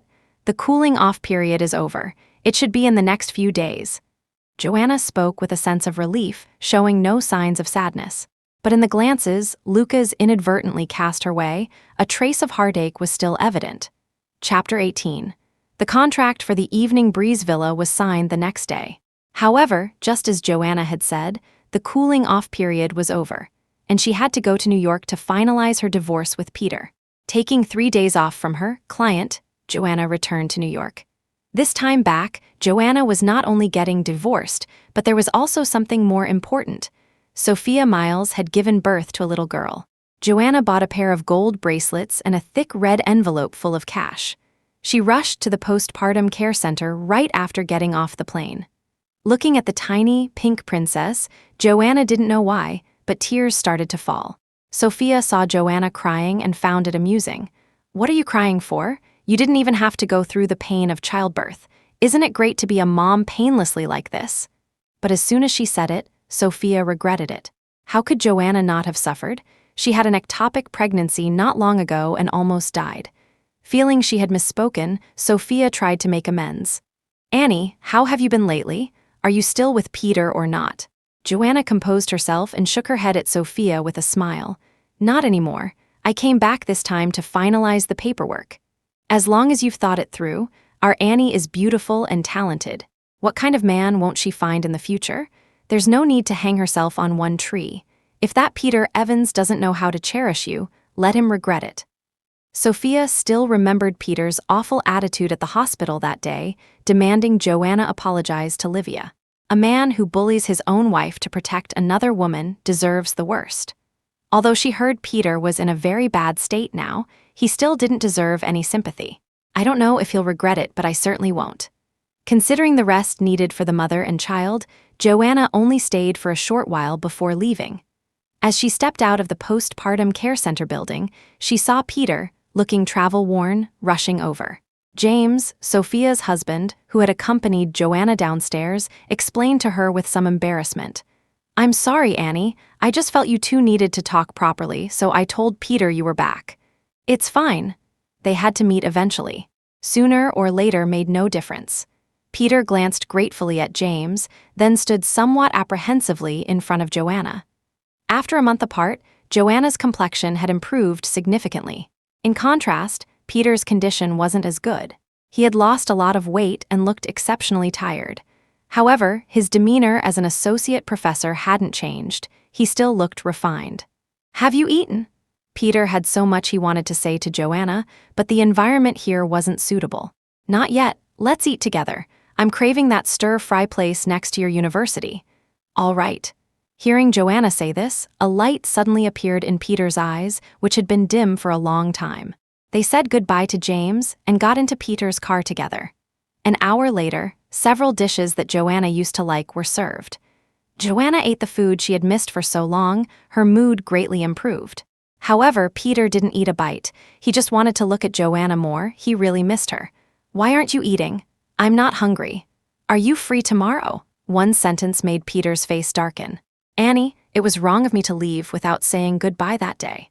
But from now on, I won't leave you again." Peter knew what he had done, but he didn't want to use Livia and her mother as an excuse anymore. His mistake was his mistake. Chapter 19. Joanna had been eating happily, but when she heard Peter's words, the piece of meat on her chopsticks ultimately didn't make it into her mouth. Putting down her chopsticks and wiping her mouth, Joanna looked at Peter solemnly. "Peter, it's meaningless for us to talk about who was right or wrong now. The day I left New York, I never thought of looking back. You should also look forward." "I don't want to look forward, Annie." Peter suddenly grabbed Joanna's hand, his emotions gradually becoming agitated. "We've been together for 8 years. I really love you. You can't just leave me because of my momentary negligence." "Yes, I was wrong, but I swear to God, my heart has never changed, and I've never done anything to betray you. Why can't we go back?" Towards the end, Peter's voice became more choked, and his eyes began to redden, as if he were about to cry. If it were before, without experiencing that distrust, without experiencing being ignored and neglected, Joanna, seeing him like this now, would truly feel heartbroken. But now, the damage was done. It couldn't be erased by a few of his tears. Moreover, he still didn't even know where he had gone wrong. He just felt that because he hadn't changed his heart, hadn't cheated, he could be forgiven. Forcefully pulling her hand back, Joanna picked up her bag and stood up. "See you at the city hall at 8 a.m. tomorrow with the papers. If you don't show up, then I'll have no choice but to take the photos of your wedding with Livia Vance to court and sue for divorce." With that, Joanna left without looking back. Peter sat there, motionless. He felt as if he were crushed under a giant rock, struggling to breathe. That night, Peter got blind drunk at a bar. After being driven back by a designated driver to that barely habitable bare-bones apartment, he began to vomit violently. Vomiting until physiological tears streamed down his face, Peter finally sat beside the toilet, staring blankly at his surroundings. In the past, when he drank too much and came home, Joanna would meticulously take care of him, brew him hangover tea, give him stomach medicine, wipe his face, help him undress. If he woke up thirsty, Joanna would immediately get him a glass of warm water. How had he lost such a good wife? Tears could no longer be controlled. Peter covered his face and wept bitterly. Just then, a warm towel was handed to Peter's side. "Honey, wipe your face." Peter looked up abruptly. In his blurry vision, Joanna stood beside him, smiling gently at him. "Honey." Peter excitedly hugged the woman in front of him. The woman responded to him, and they kissed, falling onto the mattress in the bedroom. At first, Peter was very excited and happy. The person he loved most had finally pitied him and come back to him. But the more it continued, the stranger Peter felt. Joanna was very shy. Even though they had been married for over 2 years, Joanna would still blush every time they were intimate. No, this wasn't right. Peter pushed away the person beside him and got up to turn on the light. The moment the glaring incandescent light came on, Peter felt as if he had plunged into an ice cave. The disheveled woman on the bed was not Joanna at all. "Livia Vance, what are you doing?" Peter exploded in an instant, his voice hysterical. He glared fiercely at Livia, the fiery passion from moments ago completely extinguished. "Peter, don't you understand yet? Joanna doesn't want you anymore. You only have me now." Livia didn't want to pretend anymore either. She stood up and walked step by step towards Peter, her eyes filled with resentment. "Peter, we grew up together. I know you liked me. But I was only gone for 8 years, just a short 8 years. How could you find someone new and even marry her? Are you worthy of me? Are you worthy of my mother?" Each question left Peter utterly speechless. In his youth, he had felt a youthful infatuation for Liv, but it wasn't love. Besides, after so long, who would still wait in the same place for a dream that had long since shattered? "I don't love you, I love Joanna Anderson." "Ha ha ha." As if she had heard a joke, Livia burst out laughing. "You love her. If you really loved her, why did you believe everything I said?" Chapter 20. Hearing Livia Vance's words, a chill ran down Peter Evans' spine. "What do you mean?" "What do I mean? Don't you get it yet? And you call yourself a professor? I just used another account to pretend to be Joanna, texting myself, and you believed it. You even made her apologize to me. Ha ha ha ha. Tell me yourself. Aren't you thick as two short planks? At this moment, all the events of the past period resurfaced clearly in Peter's mind. At the hospital, he had forced Joanna to apologize to Livia. He had even chased her to her company and berated her for having no manners. He hadn't even thought it through carefully before concluding that Joanna had said all those vicious words. Livia was right. He was truly stupid. But he hated Livia even more for deceiving him. How could you become like this? If Aunt Alina knew, how disappointed she would be. Don't you dare mention my mother with your fake sympathy. You haven't even fulfilled the oath you made to her. Speaking of which, my mother was truly useless. Even her death couldn't force you to register our marriage. Useless when alive, useless when dead. At this very moment, the Livia standing before Peter finally revealed her true colors. Acerbic and mean, her face full of malice and disdain. Get out! Originally, Peter had thought he had only failed to take good care of Joanna, that he hadn't made any fundamental mistakes. But now he understood. He finally understood why Joanna was so determined to divorce him. Livia dressed, a triumphant smirk on her face. Peter, Joanna will never forgive you. You can only have me in this life. You can't get rid of me. I will cling to you for a lifetime. Livia left, and silence returned to the empty room. Peter stood by the French window and lit a cigarette. He calmly watched the myriad lights of the city, knowing that no light in this world would ever shine for him again. The next morning at 8 a.m., Joanna arrived at the city hall and saw Peter. The fatigue on Peter's face clearly indicated a sleepless night, but he had shaved and was dressed presentably. Without much said, they filled out forms, stamped them, and received their certificates. In less than half an hour, they were officially divorced. Standing at the entrance of the city hall, Peter took out the document folder he had prepared overnight. I am the one at fault. This is compensation for you. The folder contained a property deed and a bank card with $5 million in it. Peter's family was originally well off. If he hadn't stayed at the university as a professor, he would probably be a successful entrepreneur by now. Joanna only glanced at the folder and didn't take it. I don't want it. You're not really at fault either. Like you said, you essentially didn't do anything to wrong me. We separated because I felt we weren't suitable for each other anymore. Joanna's gaze was calm and frank, devoid of love, devoid of hatred. However, it was this kind of gaze that was most hurtful. I'll translate it as the most hurtful. ISYUKIONHNGNOTES, the most hurtful. Peter lowered the hand holding the folder and gave a bitter smile. As long as you're happy. I will be happy. My flight is this afternoon. I'll be going now. After Joanna finished speaking, she turned and left. Peter just stood there, watching Joanna's receding figure. He had actually thought a lot. He thought he should let Joanna be free, but he was unwilling. They had shared so many loving moments together, perhaps he could still win her back. Taking out his phone, Peter sent the resignation letter he had written to the dean's email. Divorce would be the starting point for a new beginning. In the past, it was always Joanna chasing after him. This time, it would be his turn to follow in Joanna's footsteps. Chapter 21. Joanna Anderson hadn't been idle during her few days in New York for the divorce. She had taken the time to sketch out the renovation plans for Lucas Baxter's 3-story villa in Evening Breeze Estates. The overall design of the sketch was simple and elegant, yet warm and inviting. It adhered to mainstream aesthetics while also showcasing Joanna's unique style. After Lucas Baxter reviewed it, he said nothing, only sending a thumbs-up emoji. It was truly, as Lucas had said from the beginning. If he had no objections, he genuinely had no objections. But Joanna felt this wasn't right. A house is for people to live in. Only by being personally involved can the owner develop an emotional connection to the house. Only then can cold steel and concrete be called a home. After returning to Summit City, Joanna tried to arrange a meeting with Lucas, but after several attempts, she couldn't get hold of him. When asked, he was always busy. If asked further, it was, "The house is your call.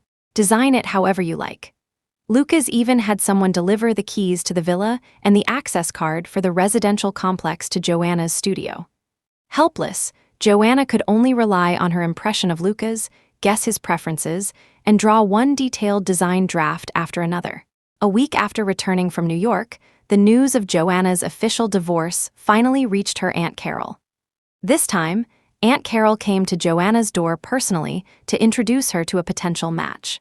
After 2 hours of coaxing and persuasion, Joanna felt that if she didn't agree to meet him at least once, she would be an ungrateful, disloyal, and unrighteous wretch. Without adding each other on WhatsApp first, Aunt Carol only gave Joanna an address. She also said there was no need for any secret codes. The most handsome man in the entire coffee shop would be the blind date. Of course, Joanna agreed to the blind date on the condition that it was made clear to the other party that she was divorced. Although Joanna wasn't planning to start another relationship yet, since it was a blind date, she had to be honest and clearly state her situation. At the agreed time and place, Joanna arrived as scheduled. She entered the vintage-style coffee shop and looked around. She didn't see the most handsome man, but she did see Lucas Baxter, whom she had tried to meet several times without success. What a coincidence. Joanna walked up to Lucas with a smile on her face. "Mr. Baxter, what a coincidence." Lucas had been looking at his phone and immediately looked up when he heard Joanna's voice. However, there was no surprise on his face. He simply called out Joanna's name. "Joanna Anderson, you really are a busy man. I couldn't find you, and now I bump into you here." Joanna looked around. The coffee shop wasn't crowded. Including Lucas, there were only 4 men. One was a middle-aged, balding man with glasses, another was a college-aged guy chatting with his girlfriend, and the third was a cool-looking boy with more makeup on than she wore. The most handsome one was undoubtedly Lucas. Presumably, her blind date hadn't shown up. Joanna very naturally sat down opposite Lucas. "Are you meeting a friend? Before they arrive, let's discuss the plans." Joanna said as she took her iPad out of her bag, found her design drawings, and placed them in front of Lucas. "Mr. Baxter, do you have any thoughts on the color scheme for the bedroom? Actually, if you intend this house to be your marital home, it's best to get your fiancé's opinion, as women tend to care more about the colors in a home." Joanna considered herself very professional, but after she finished speaking, Lucas didn't respond for a long time. "Mr. Baxter?" Joanna looked up. The next second, her eyes met Lucas's. Joanna was a little annoyed. She was working hard here, and Lucas was just looking at her. "Mr. Baxter, the house is yours. I just feel that since I've taken your money, I have to be responsible to you." "Joanna Anderson, who are you meeting here?" "Who am I meeting?" Joanna found it baffling and felt like they were talking past each other. "Does it matter who I'm meeting?"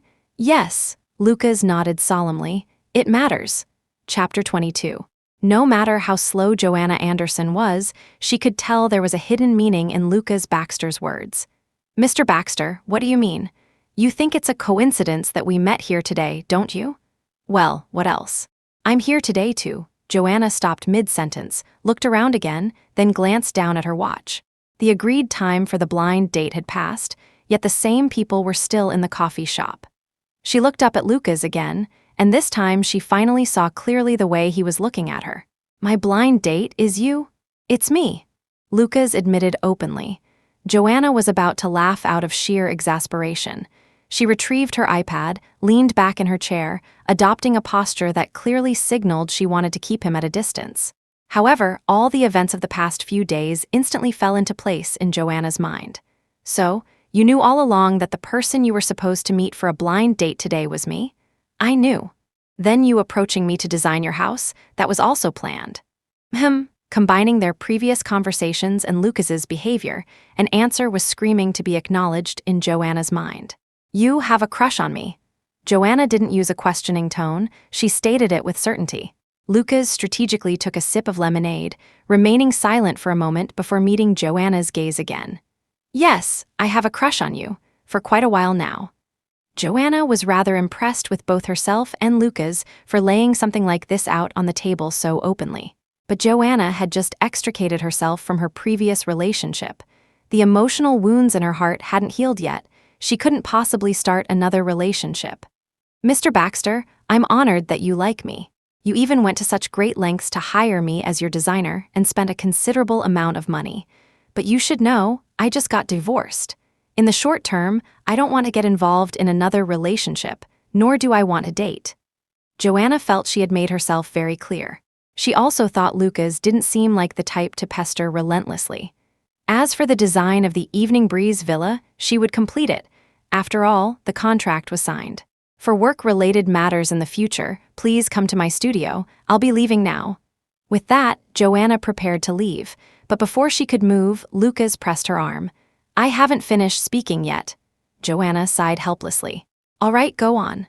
Joanna Anderson, I know my sudden appearance in your life is quite abrupt, and I know you won't easily accept me.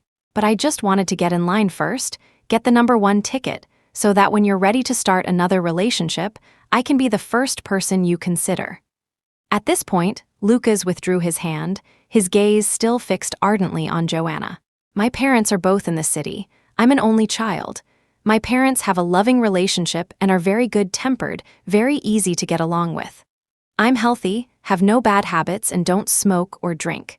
And I've never been in a relationship before. My love life is simple. I also don't have any childhood sweetheart I grew up with. I'm a genuinely good man. You could try dating me. Such a frank confession, it would be a lie to say Joanna wasn't moved. But two people being together couldn't rely on being moved or touched alone. Her heart was already dead. Jason translated text. I'm sorry, Lucas, I still can't accept. Joanna disliked dragging things out in matters of affection, translating as matters of the heart. ISYUKIONHNGNOTES the heart, she didn't want to hold anyone back. Lucas seemed to have been prepared for this, as his expression didn't show particular disappointment. Why apologize to me? You haven't done anything wrong. I'll take you back to your studio. We can talk about the bedroom colors on the way. Joanna neither agreed nor disagreed and followed Lucas out of the coffee shop. On the way back, Joanna kept thinking about one question. If she didn't ask, it would bother her for a long time. Lucas, have we met before? Chapter 23. Joanna Anderson searched her memory repeatedly, but she just couldn't recall when or where she had met Lucas Baxter. And he said he had a crush on her, so they must have met before. Hearing the question, Lucas chuckled. Yes, we've met. Where, when? Joanna pressed. I think light gray would be nice, looks sophisticated. What do you think? It was obvious Lucas didn't intend to answer Joanna's question further. Since he didn't want to say, Joanna could only let it go. Okay, I'll send the revised drawings to your phone. Just then, Joanna's phone rang. It was her Aunt Carol. Although she didn't want to answer, she had to. As soon as the call connected, her aunt eagerly asked about the situation. Annie, dear, did you meet him? How was it? Let me tell you that young Lucas is a great kid, good character, handsome, and makes good money. If you marry him, you'll just be waiting to enjoy life. Joanna's phone was on speaker, and Lucas, sitting beside her, heard everything clearly. He couldn't suppress the smile that was spreading wildly across his face. Joanna was also smiling, but it was a forced, insincere smile. Aunt Carol, if he's so great, why don't you introduce him to Tiffy? Tiffy was Aunt Carol's daughter who had just graduated from college this year. Tiffy, with her attitude, is she even in his league? Don't change the subject. You still haven't told me what you think. Joanna knew she couldn't dodge the question any longer and could only tell the truth. He's nice, but we're not a good match. I'll talk to you when I get home, Aunt Carol. I have something else here. I'm hanging up now. With that, Joanna hung up the phone directly. When she turned to look at Lucas, the smile that was on his face just moments ago had completely vanished. He didn't speak, and Joanna didn't speak either. Soon, the car stopped outside Joanna's studio. They both got out. It looked like Lucas intended to go in with Joanna, but Joanna felt there was no need for further discussion today. You've already given your opinion on the color. I have to meet with... Joanna's words caught in her throat as her gaze shifted to look behind Lucas. The person she thought she would never see again had reappeared. Holding a large bouquet of flowers, Peter Evans walked towards Joanna step by step. Joanna was somewhat speechless. She had put in so much effort to recover from her emotional wounds intact. She was slowly forgetting the past 8 years, using time to heal the scars in her heart. Why did he have to appear again? Although using people wasn't good, Joanna had no choice now. She grabbed Lucas's hand and easily pulled the large man in front of her. Lucas didn't even react, just thinking Joanna had something to say to him. He instinctively bent down, bringing his face close to Joanna's. What's wrong? Drive slowly on your way back. Send me a message when you get there. As she spoke, Joanna placed her hands on Lucas's broad shoulders and kissed his cheek. It was at this very moment that the bouquet of tulips in Peter's hand slipped and fell to the ground. With a clatter, it simultaneously attracted the attention of both Lucas and Joanna. Lucas, who was still immersed in sudden joy, instantly understood why Joanna had suddenly kissed him. "Professor Evans, are those flowers for me?"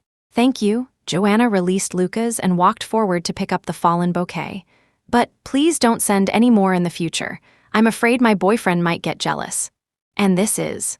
Lucas took a step forward, looking at Peter with a scrutinizing gaze, and asked, feigning ignorance, "Let me introduce you, my ex-husband, Peter Evans. My boyfriend, Lucas Baxter." Joanna was straightforward, and Lucas wasn't petty either, directly extending his hand to Peter. "Hello, Professor Evans, I've heard so much about you." Peter bit his pale lip, managed a forced smile, and also extended his hand. "Hello." Chapter 24. Joanna Anderson had never imagined she would experience such an awkward confrontation. She didn't want to embarrass anyone, but things had come to this, and she could only continue the act. "Lucas, you should head back first. Professor Evans might have something to discuss with me." "All right, then I'll come pick you up from work tonight." As Lucas spoke, he reached out and gently touched Joanna's cheek.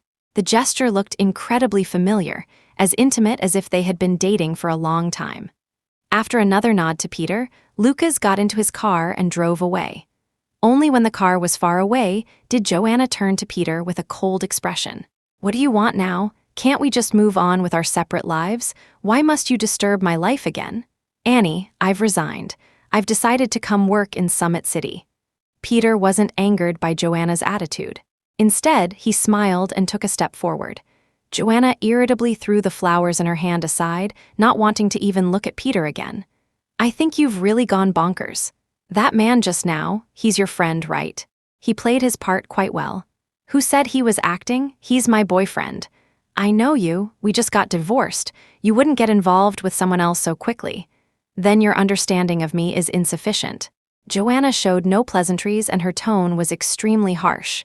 Peter took a deep breath, his gaze firm and solemn. "Annie, I've made up my mind. I'm going to pursue you again. I won't give up. I swore I would take care of you for a lifetime." "There's no possibility between us anymore." Peter, no possibility. Not wanting to waste any more time, Joanna turned and entered her studio. Peter, who had seemed calm just moments before, now had red-rimmed eyes. Although it seemed he had seen the answer, he was ultimately still unwilling to accept it. Joanna sat in her office, composing herself for a good while before sending Lucas a text message. "Joanna, thank you. Your acting was pretty good." Lucas replied instantly. "Lucas, what acting? It was all genuine emotion." "Lucas, do you need me to pick you up tonight? I can act some more." "Joanna, no need. I'm not a good actress, I was seen through." Lucas, "Practice a few more times, and it'll become natural." Joanna, laughing emoji. Lucas, "Call me if you need anything. I'm available anytime." Joanna didn't reply further, instead looking out the French window at the gloomy sky. It looked like it was going to snow. For 7 consecutive days, the studio received flowers daily, all pink tulips. Joanna didn't want to waste them, so she had Daisy, the receptionist, put them in water buckets. Anyone who came in, scanned the QR code, and followed Joanna's Interior Design Studio's public account could get 3 flowers for free.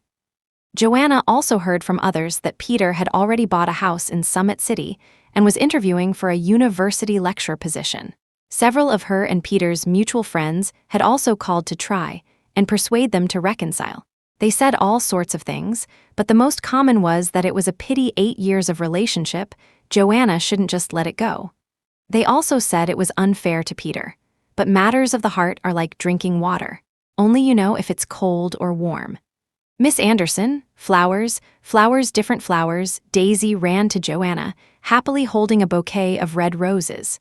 "That Mr. Evans finally sent different flowers look quickly." Joanna frowned and pulled out the card tucked into the flowers. "Merry Christmas, Lucas Baxter." Actually, even before seeing the card, Joanna had guessed these weren't from Peter.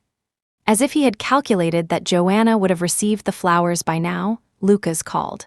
"The great designer Anderson, do you have plans tonight? How about dinner together?"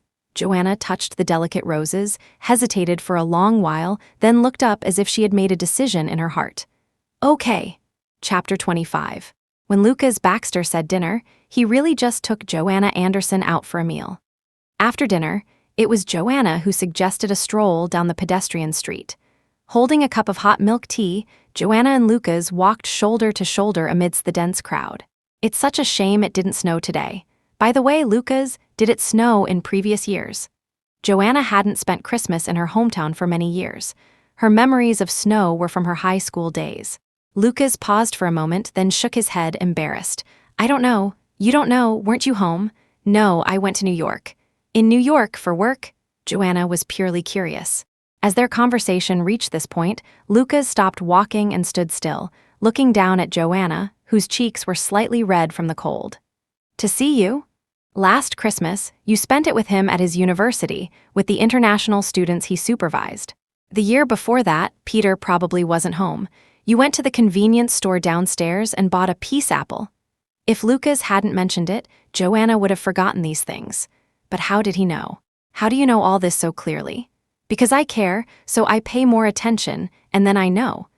Joanna suddenly remembered that she actually posted updates about her life on her personal social media page. But she wasn't divorced back then, and in the eyes of outsiders, her marriage with Peter was very happy. She even frequently posted photos with Peter. If Lucas had started liking her back then, he would have seen no hope at all. Lucas, when did we actually meet? Heh! Lucas pulled himself out of a momentary sadness, smiled, turned, and walked forward. Figure it out yourself. I can't remember, tell me. Joanna was desperate to know. She reached out to grab Lucas's arm, but before she could touch him, someone suddenly rushed out from the side and slapped Joanna across the face. Everyone, take a good look. This is the famous interior designer Joanna Anderson, who ditched her husband to fool around with some bit of rough. Joanna was stunned by the slap. By the time Lucas turned around, Joanna had already been pushed to the ground by several women. Without a second thought, Lucas rushed over, pushed the women away, and shielded Joanna with his body. Are you okay? I'm fine. Only after Joanna was pulled up did she see clearly that the person who hit her was Livia Vance, whom she hadn't seen in a long time. Livia held up her phone, shoving it in Joanna's face, filming. Everyone, look, clearly it's this floozy. She found a new lover and abandoned her husband. Her husband loves her so much, resigned for her, gave her a house, gave her money, and what's the result? She's out here with another man. Her husband is suffering from depression, almost driven to his death by her. This was a crowded street during the holidays, with many people coming and going. Joanna was also very beautiful, and her long, straight black hair further fueled people's imaginations. Instigated by Livia, the crowd naturally believed she was a woman who used her beauty to swindle men out of money. Pointing fingers and whispers turned into curses, and the scene grew increasingly out of control. Lucas protected Joanna and immediately called the police. Fortunately, the police arrived promptly. Joanna was only a little frightened, but the slap mark on her face was still very clear. At the police station, Joanna clearly explained her situation. Livia hit her first, then slandered her and spread malicious rumors. Joanna had no intention of settling. She wanted to hold Livia accountable. However, before the matter was resolved, Peter arrived at the police station as Livia's family member. After hearing what had happened, Peter looked apologetic, but he first presented Livia's psychiatric diagnosis report. Just a month ago, after Livia had attempted suicide by cutting her wrists several times, the hospital diagnosed her as mentally unstable, and furthermore, she refused treatment. Chapter 26. Because Livia Vance's psychiatric certificate was valid, Joanna Anderson could do nothing about her. At the entrance of the police station, Peter Evans wanted to say something to Joanna, but Lucas Baxter stood between them, giving Peter no opportunity. Jason translated text. Joanna Anderson, I need to talk to you alone. She doesn't want to talk to you. Lucas had been enduring for a long time. There were some things he had to say to Peter face to face today. Peter Evans, what exactly do you want? You and Joanna are already divorced. I ask you to please stop disturbing her life. Also, control your person. A psychiatric certificate in my hands is not a get-out-of-jail-free card. Hearing this, Peter's competitive spirit was also aroused. He sneered back at Lucas. So what if I'm divorced? Joanna and I were together for 8 years. All her firsts were mine. What do you have? And, young Master Baxter, you think I don't recognize you. Let me tell you, I've known you for a long time, but I never cared about you, because you're just a pathetic loser. You only know how to secretly watch me and Joanna's happiness from the shadows." Lucas hadn't hit anyone in many years. Actually, he didn't care if he was insulted, but Peter had insulted Joanna's past love for him.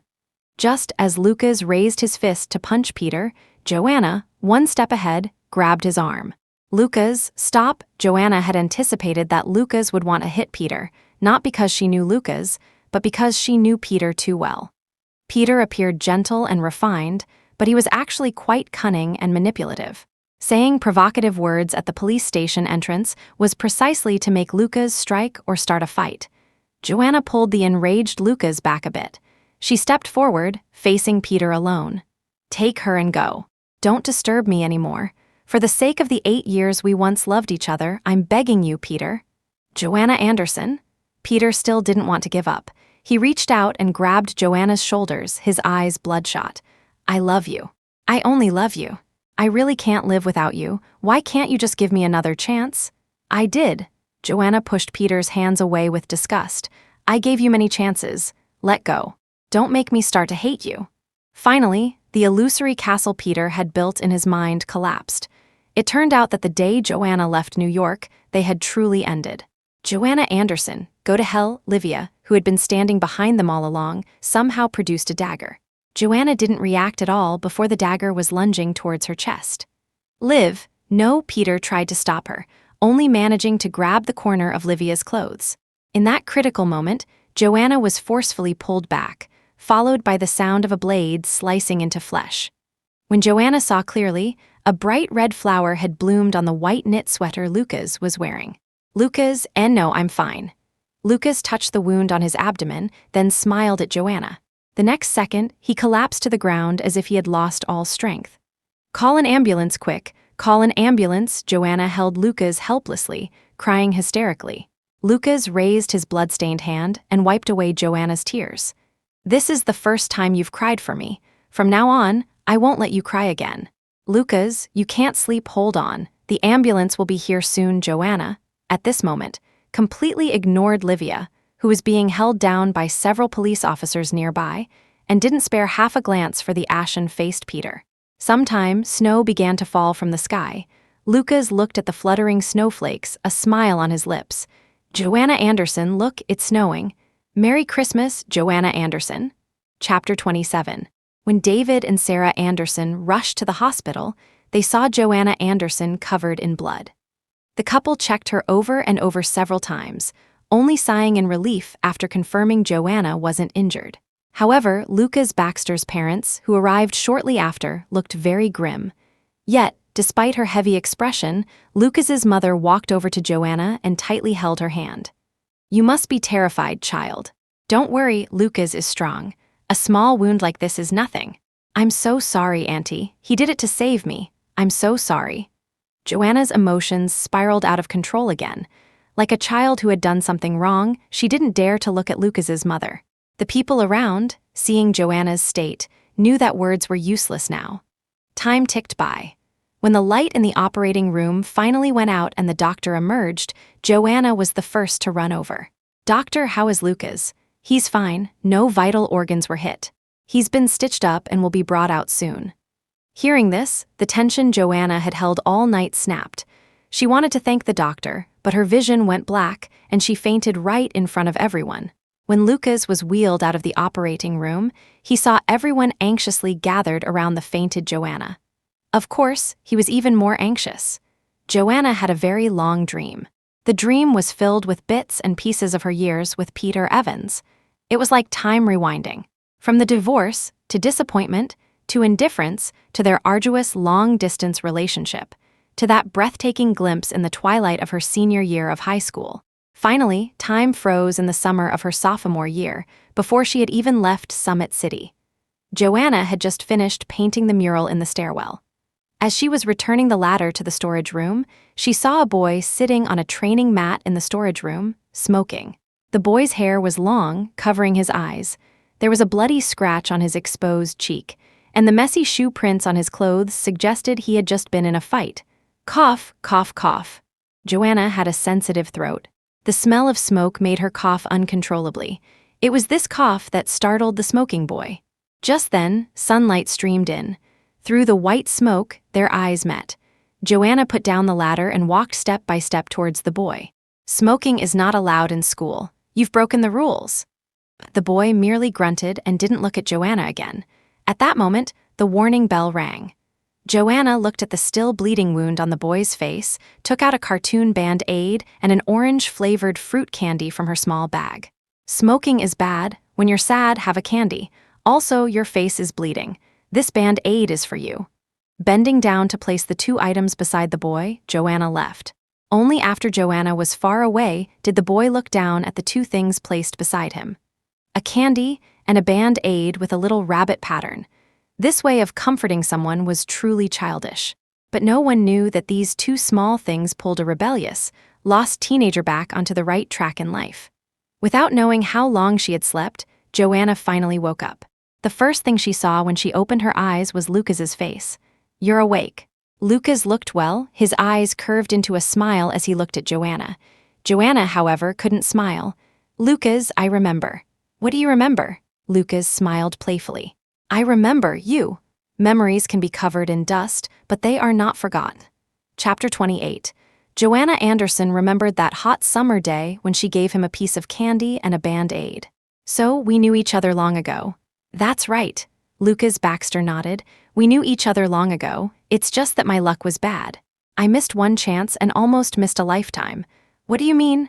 Joanna's tears were now falling freely. The heart she thought had died was, astonishingly, beginning to beat again. "Later, I'll tell you slowly." "Hey, why are you crying again?" "Don't cry. When you cry, my wound hurts." Lucas reached out to wipe Joanna's tears. Joanna slapped his hand away. "You're on a painkiller drip. What pain? Stop tricking me." "It really hurts." "My heart hurts." "Cut it out. Do you want some water?" "When are you going to make it official with me?" "I asked if you want water." "Yes, I'll drink it. If it's poured by my girlfriend, I'd even have a glass of herbicide." "Who's your girlfriend? Did I agree?" "You did. You agreed in your sleep talk." "How can sleep talk count?" Their back-and-forth banter resembled the playful teasing of a young couple. Outside the hospital room, Lucas's mother's eyes beyeru le Biley Russian for were. This is a typo in the original thought process, should be English full of pride. "My son didn't get stabbed for nothing." Lucas's father wiped his sweat. "Your son is about to become a laughingstock. He's a Taekwondo black belt, and he got stabbed by a girl weighing 80 pounds. Lucas's mom, what do you know?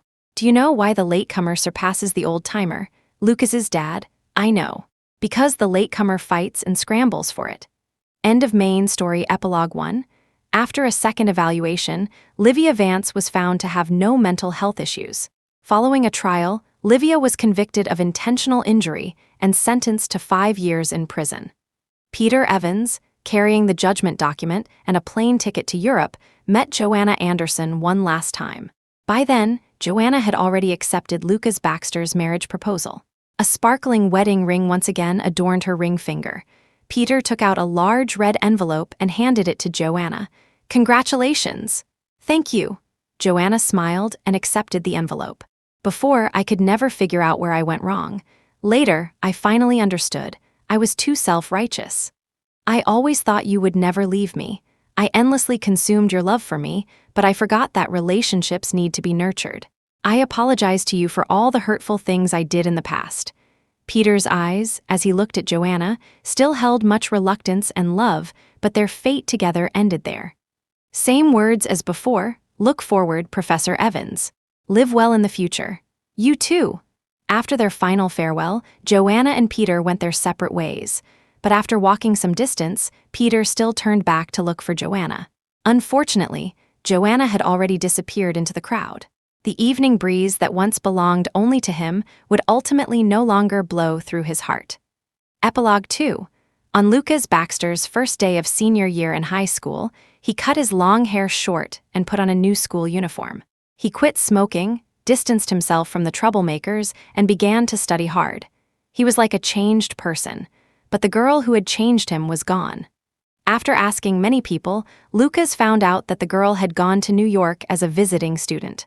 Whenever there was a holiday, Lucas would fly to New York, to Northwood High, to secretly watch her. He planned to confess his feelings to her after the college entrance exams. But he waited and waited until the day of filling out university applications, when he saw her embracing another tall, handsome boy. He knew that boy. It was the top student from Northwood High, a very outstanding young man. What saddened him most was that the girl he liked that boy very much. Year after year, Lucas always thought about letting her go. It was impossible for them to be together in this lifetime, but he was unwilling. He had clearly met her first. Like holding a one-way ticket to a destination he could never reach, Lucas waited for 8 years. The bitterness of that longing even made him pray before Buddha time and time again. He only wanted one chance, a chance to stand before her, openly and honorably. Perhaps the gods had answered. That autumn, the girl he had missed unexpectedly returned to the city where they first met. This time, he would not let go again. Epilogue 3. On the day Lucas Baxter and Joanna Anderson got married, Joanna posted on her social media feed, "Joanna, thank you to my love. Thank you for letting me know I still have the ability to love. For the rest of our lives, please guide me." End of full text finished.